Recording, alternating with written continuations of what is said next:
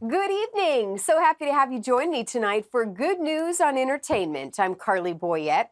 A little later, we are going to hear from a back-to-back World Series champion. Among other teams, Ben Zobrist played for the Chicago Cubs, where he helped them win the World Series twice. But he also played for my favorite team, the Tampa Bay Rays. In fact, Ben Zobrist will be coming back to Tampa in a few weeks to be the keynote speaker for a prayer breakfast. But I want to start tonight by highlighting a church in Dallas, Texas. Upper Room is an internationally acclaimed prayer and worship movement founded by Michael Freeland Miller and his wife.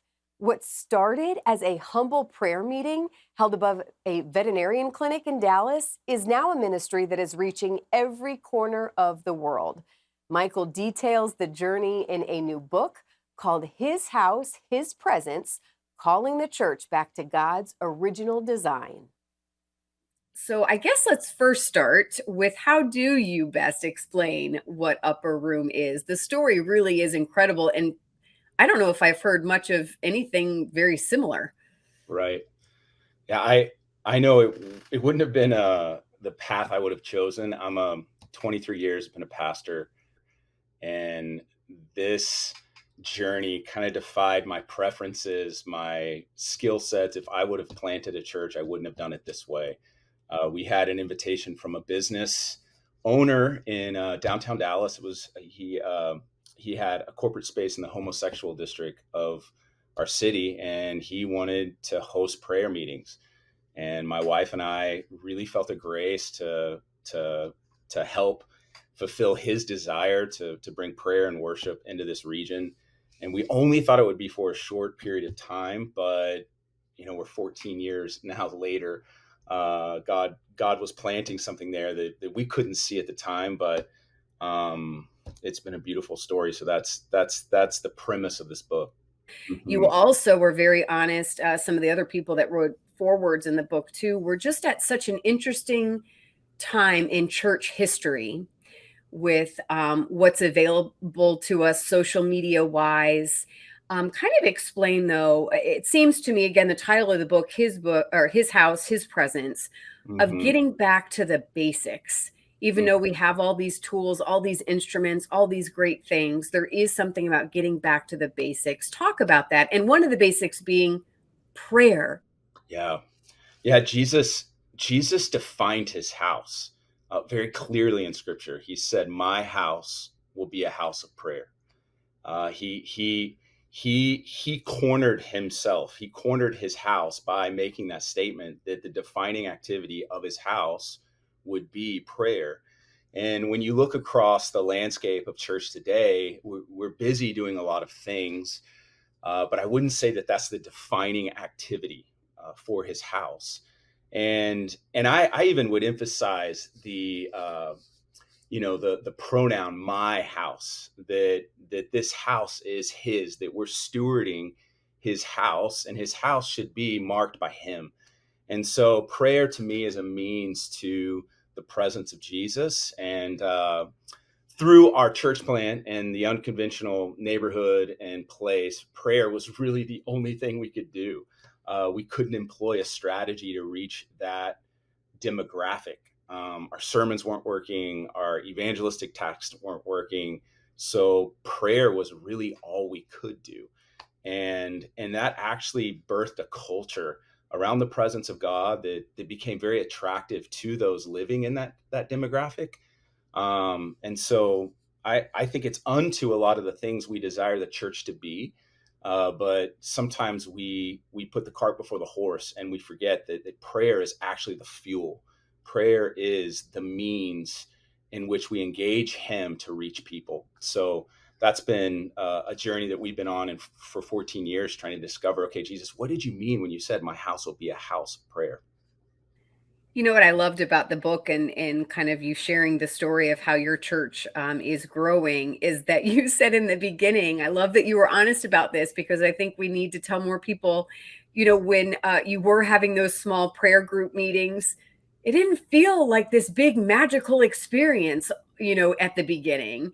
Right. You were learning how to be obedient. Right. And I think sometimes we in today's culture where we want this fast gratification all the time and instant gratification, a lot of times that's not how God works. No, no, there's a process to the promise. And oftentimes that process involves us learning to die.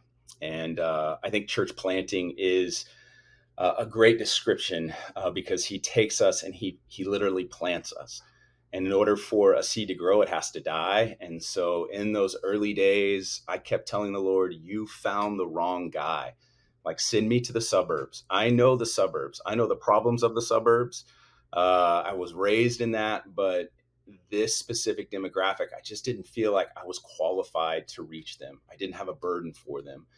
And but it was through that death and through that stripping that God actually brought forth his plans, his ways. And looking back, I'm really grateful for it, because I would have I would have screwed it up. I would have done it differently. But he's really faithful to fulfill what he calls us to do.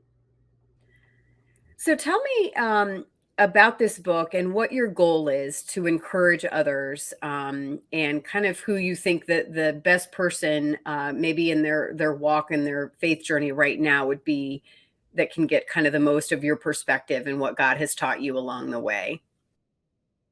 I think I wrote it for Gen Z and millennials. That was who I was thinking about. A lot of them I see are leaving the church or leaving the faith of their parents, and the number one demographic we see encountering Jesus and giving their life to Jesus are those that have attempted to leave Jesus, and they're rediscovering him in our house. They're rediscovering him in the context of prayer and worship.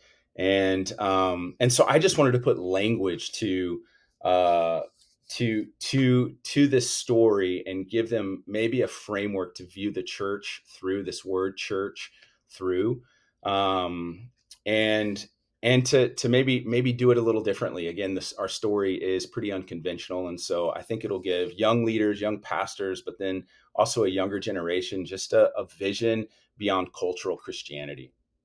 What are the big lessons that you think God is teaching you today after kind of walking through all of this and looking forward now to the next chapter of where the upper room is going?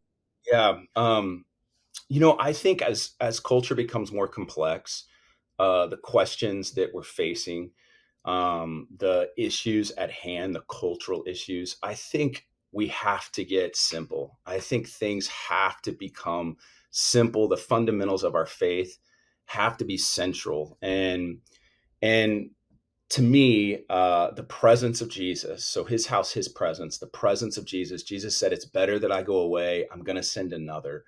And I think the distinguishing mark of the church in the coming years is the presence of God. It's not only he who's in us, but he who is with us.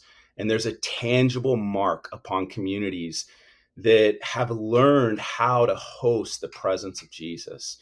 And I think we're busy doing many things, but I believe it's this one thing that cuts through everything. It transforms the hardest of hearts, the cynic, the critic, the backslidden. The presence of God has the ability to transform lives. And I have a 14-year history now with this revelation. And man, I don't plan on changing the message. I plan on re-anteing and doubling down that I believe we need an outpouring of the Spirit, but that outpouring is unto us learning how to host God's presence. Even what happened at Asbury a few months back, it marked the nation. Everyone was talking about what was going on at Asbury. Well, it wasn't necessarily evangelism and preaching. It wasn't worship. It involved those things, but the primary thing is the presence of God. It was this otherly manifestation of God's presence. And I think he desires to dwell like that more than we realize. But we've really got to say no to a lot of things in order to say yes to this one thing. So, yeah, you hit my heartstring there. The presence of Jesus, I think, is central to the days ahead. I'll end on this because obviously we're not right there in Texas where we can go to Upper Room. Any advice on how to find a church, that is their priority of making sure the presence of God is felt there? Because I think, that's what we all want. Yeah. It's I, hard to find those sometimes. I do think that I think we can ask the Lord to lead us to those places. So, that we're called to a specific church is important. But I have friends that go to Anglican churches. I have friends that are in Baptist churches. I don't think it is defined by a style as much as it is defined by a heart posture, and the presence of God responds to that. So it's not. I know Upper Room has a very unique style. There's things people can glean from us, but gosh, the liturgy of the Anglican Church, some of those places, there's a mark of God on it that is so unique to them. So I think discovering Him where you're at's important, and then if He is calling you elsewhere, to really pray and sense His leadership to that place, because I do know that He's marking houses. Just it's hard sometimes to define where that is if you're looking externally in. So you never know what is inside the four walls of that church, but I think He'll be faithful to lead those people to those places. Well, thank you for being faithful. Thankful, we're thankful that you've shared your story in this book, and I can't wait for more people to find out more about your story and what God is doing through you and the community and Upper Room. And it's going to be exciting to see how this continues to grow. So thank you so much for your time. I really appreciate it. Thank you for hosting me. I really appreciate it. You can find the book where most books are sold, including Amazon. And if you want to know more about Upper Room, just go to upperroom.co. Okay, speaking of praying over a city, now to that prayer breakfast in Tampa I was telling you about earlier. In a few weeks, I will be emceeing the 52nd annual Tampa Bay Leadership Prayer Breakfast, and World Series champion and former Tampa Bay Ray, Ben Zobrist, will be the keynote speaker. Well, we know a lot of you won't be able to be there, so we thought this would be a good time to hear what God has been doing in his life now that he is retired and ready to move on to the next chapter. It's always a big shift, especially major league players when they maybe step away from the game. That was your life for so many years. Oh, yeah. Talk about the transition. How's it going? Oh, well, thank you so much, Carly. Yeah, I'm just really excited to get into this next season of life. But the transition's been great, just really enjoying some of these next things in life that I was really passionate about. And I've been finding my place in the world outside of the athletic world, for the last 4 or 5 years since I retired. And now's about the time to get back into it. It just seems like I've been connected to the mental health world in a lot of ways. I've been on a couple of mental health boards, getting involved in my church a little bit, and obviously my kids' lives, just all the things that they're doing at their ages now. But I'm ready to kind of jump back into the athlete space. So been working on Champion Forward, which is nonprofit thing that we're working on here. Congratulations on this. And let's talk about this, because a lot is, you really kind of say that you're a mental health advocate. And I told you before we got started, we're a big baseball family. Myself, I see, what baseball and athletics, certainly baseball, does to you mentally. So what's your aim? What are you hoping to bring to the table with your phenomenal experience and years of experience? I know you have a lot to offer. So what's kind of the goal here? Well, I appreciate that. I went through my own struggles at times in baseball with mental health, but also, just the challenge of trying to compete at the highest level. And there's so many athletes out there that are doing the same thing. And there hasn't been, until recently, there hasn't been a lot of resources to know what to do, where to go, how to deal with some of the pressures and the challenges that come with the athletic realm. And as I got through my career into post baseball, I just became, realized like this is an area that there's a gap here, I think, between the mental health world and the mental performance on the field world, and wanted to try to fill that void. I feel passionate about, part of my story was, as a ball player, doing a lot of great things at even the major league level, still feeling like I wasn't enough, still feeling like I couldn't quite get over that hump. And really, it was the Lord and my faith that kind of woke me up to the fact that that was a part of me, that I was always feeling like I needed to please people and do what other people were asking me to do, until I was kind of, depressed after winning the World Series with the Cubs, and like, okay, that was the final thing to try to do in baseball. And now what? And it was like the Lord woke me up with, hey, you need to know that you're enough when there is nothing else to win, nothing else to do, that there was, he never needed that from me. That was something that I put on myself, or other people might have put on me. And just finally feeling free to know that the Lord loved me, and that if I chose to do nothing else for, using the platform, that I still could feel like I was enough in my daily life, just being Ben, and not Ben the World Series champion, or Ben the baseball player, and just realizing how important it is for athletes to be able to separate who they are on the field to who they are off the field, and learning and growing and building that really was the crux for, I really want to help athletes transition well, not only out of the game like I was working on doing at the time, but I want to help them transition in season to off season. I want to help them transition into the game versus after the game. What is the goal for Champion Forward as far as age wise? Because I was telling you, Yeah. I do think the pressure is on kids in a lot of different sports at a much younger age than it was when you were kids and when my husband was playing. Yeah, it really is. The stakes are much higher. There's rankings all across the country for some of these young kids. I never dealt with that at my age, or when I was at that age. And so some of these kids, the families, you're getting involved in these travel ball clubs that are traveling all over the nation. And we're really trying to address the particular problems of, isolation is a big issue.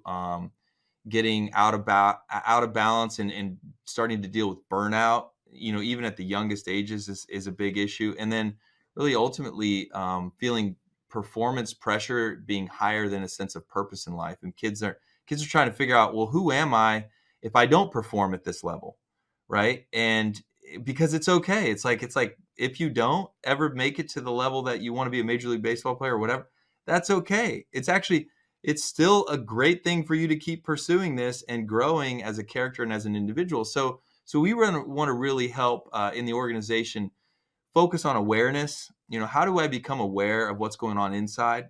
Not just for me, but for the people around me. So for parents, that's a big deal too, because a lot of parents don't realize how much it's affecting them watching their kid either succeed or fail on the field, but also a sense of balance. Like, how do we as a family, or me as an athlete, how do I balance out my desire to be great at this, but also, I'm a human being more than just a hero, right? And then the final thing that we really know that factors into health at that level, whether you're younger, older, doesn't matter, is connection.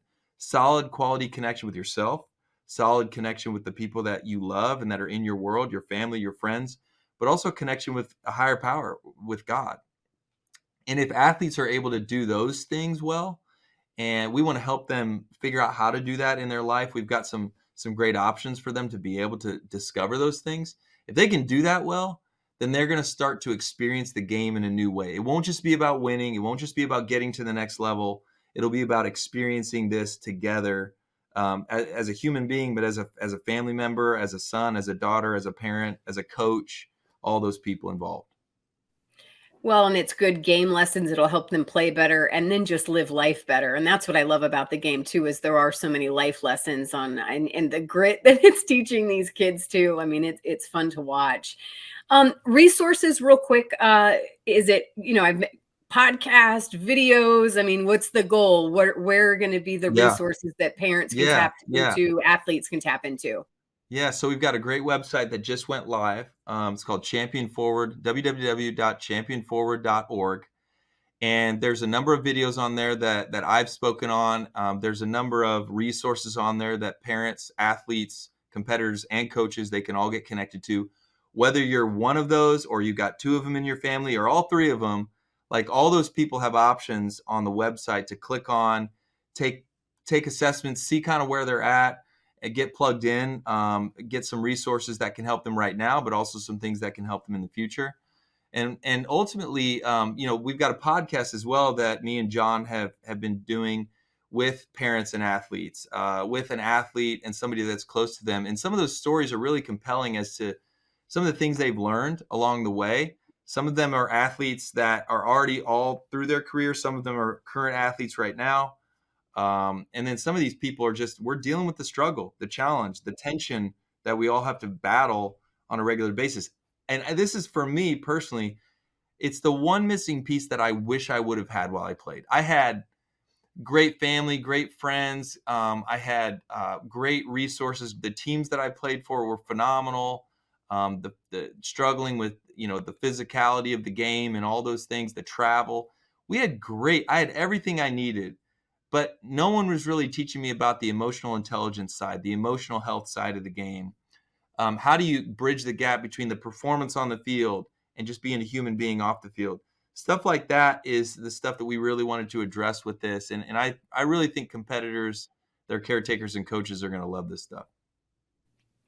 As we end here, if you can, just talk a little bit more about your faith journey. I mean, did you grow up, as a Christian and kind of knowing that was a piece of who you were at a young age? I'm learning, as we get older, there's seasons of where God really kind of teaches us things and grows us spiritually, certainly in some seasons more than others. But what was that like for you? And I can't imagine balancing the career that you had on such a national stage and that as well. Yeah, well, faith has always been a really important part of my life because my dad's a pastor, still a pastor, the same church that I grew up in. So we, as a family, had to balance sports and church and faith. And so early on, I wanted to be obedient. I wanted to follow God. I wanted to be faithful. But I also had this passion and desire to perform really well on an athletic field. And so as I gravitated to that, and there were times where I battled with it becoming an idol in my life, where it was more important than my faith and trust in God. And I think sports provide this context. It provides this crucible of sorts that really grinds you down, and it shows you really what's inside pretty quickly. Like within a 9-inning game or a 7-inning game or however long your competition is, you're going to have the ups and downs. You're going to have moments where you're the hero and moments where you're the GOAT. And all these things tend to bring out what's inside, right? Some of the worst of us and some of the best of us. And I think that context provided for me the ability to experience God, to be challenged in ways that I wouldn't have been in regular life. But also, even to this day, helping me realize there's certain areas of life you have to go get it and really, really push yourself. And then there's also times of life to learn how to rest well and learn how to give people space and grace. And I think that's this whole mental health conversation, is helping people balance I want to perform well and be great at this thing, but I also can't push myself to the nth degree. I really have to take care of myself, do proper self-care, deal with my faith and the innermost parts of me as well as the outermost parts of me. Oh, well, then we're so excited to get you back in Tampa for a little bit in the fall. We'll have details about the breakfast, but it's going to be really cool to have you back for just a little while in Tampa and see where this champion forward goes, and for you to encourage athletes because, as you said, it is needed. So thank you so much for taking some time with me. Oh, thanks so much for the opportunity, Carly. Now, if you are in the Tampa area and you would like more info on the prayer breakfast, just go to ctnonline.com. Okay, before I let you go for tonight, I do want to tell you about one movie coming to theaters. It's called Never Give Up. It's based on a true story of how 20-year-old Brad Mins does the impossible in the men's singles tennis finals in the 1985 Deaf World Games. Welcome to the 15th World Games of the Deaf. I'm Dan Court, along with tennis legend Stan Smith. I really thought newcomer Brad Mins would have a great shot against the reigning gold medalist. We're in the third set. Osborne is serving for the match. There are some unique rules for deaf tennis. You can't play with hearing aids. Which means they're playing in complete silence. mixed doubles partner. I promise you, this will be the best match you've ever seen. Mins has been deaf since age 3, had a high fever as a child. I'm afraid it's not good news. Between 80 and 90% hearing loss. Osborne leads 40 love, 5 games to love, third set. Match point. Osborne. God, help me.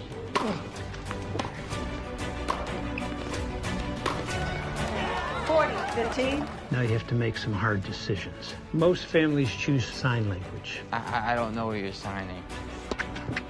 Is there another option? Teach him to lip read, get a pair of high-end hearing aids, but institutionalization would probably be best. He's always going to be a deaf kid in a hearing world.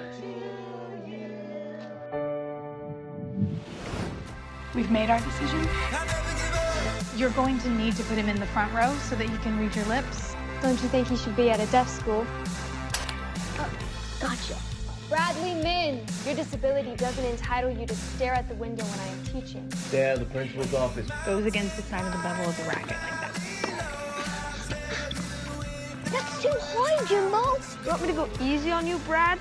You want to win at tennis? Yes, sir, Mr. Davis. Then we're going to make you a champion. Well done, Mins. He can't hear you. I don't need him to hear. I need him to win.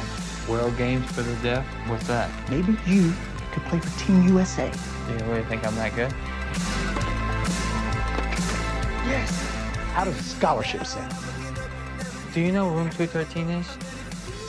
What am I doing wrong? Why don't these people like me? They don't think you're deaf. Cool. Big kudos to the coach of Team USA, Mike LaPierre, on their training. I'm Bill Austin.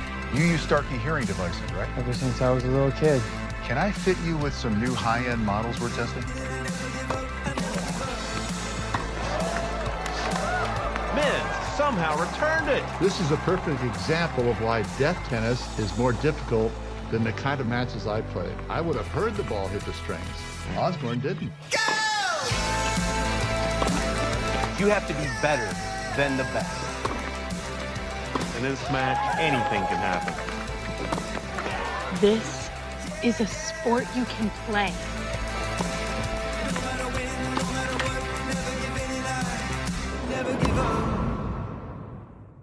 This is another movie the entire family can watch together, and it will be in select theaters September 1st. Go to nevergiveupfilm.com to find a theater near you. We hope you enjoyed tonight's show. Again, I'm Carley Boyette, and I look forward to seeing you next week right here on your Christian Television Network.